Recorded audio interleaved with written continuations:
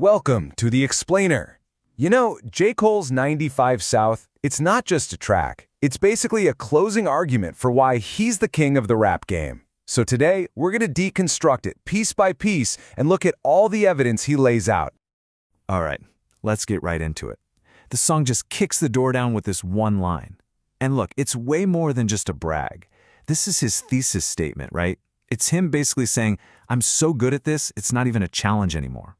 And that one idea, it sets the stage for everything that follows. So here's how we're going to break down his argument. First, we'll look at that opening statement. Then we get into the proof, his commercial success, and his street cred.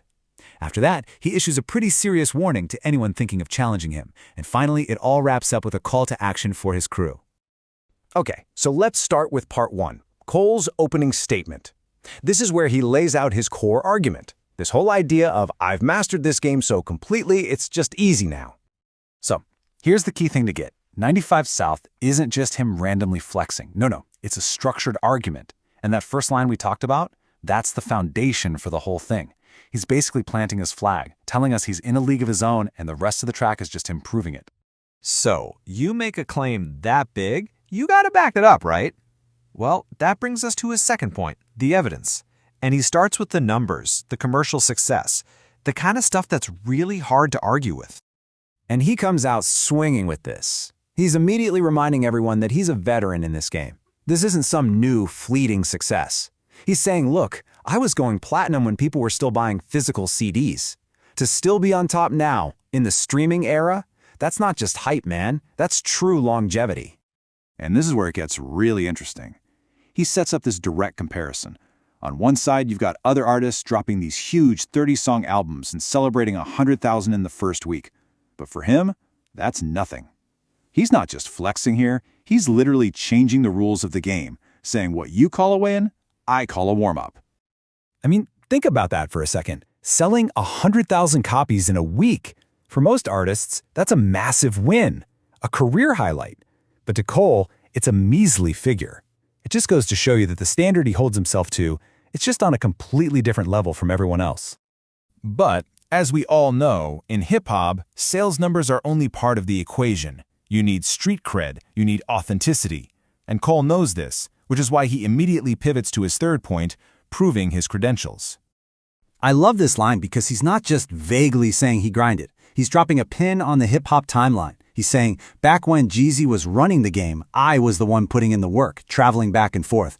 It's a subtle way of saying he saw how a king operates, and now it's his turn.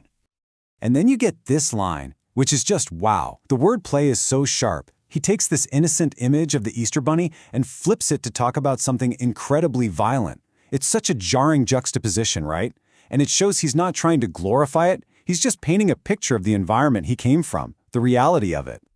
And he keeps it current, too. He uses modern slang like this, referencing Steph Curry's quick shot. It's a really clever way to describe something so dangerous. By connecting it to a sports icon everyone knows, he makes the story feel incredibly immediate and relevant. Like it's happening right now, not something from the past.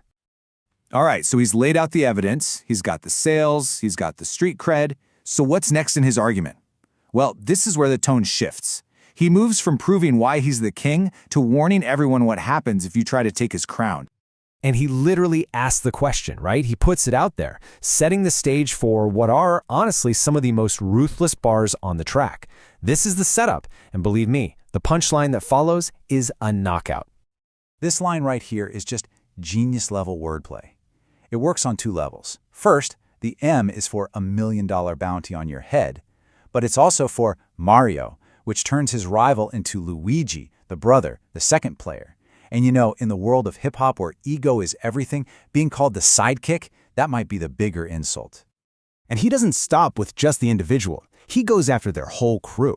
He paints this picture of his rivals' teams as just a bunch of people living off of one person's success. Then he contrasts that with his own squad, where everyone is self-sufficient, everyone is eating.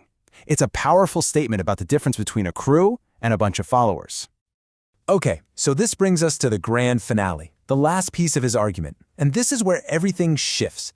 He's spent the whole song building up his own case, and now he pivots from a personal statement to a massive collective anthem.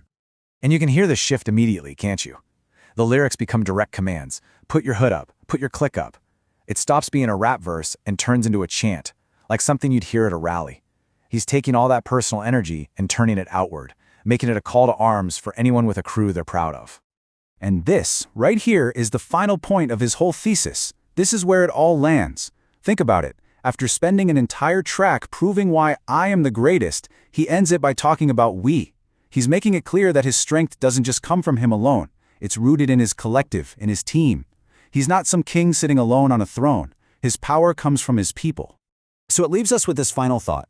In a culture that's so often focused on individual superstars, what's the real power of the clique? Cole's final argument isn't really about him being the king. It's about showing that true, lasting power comes from loyalty, community, and the collective strength you build together.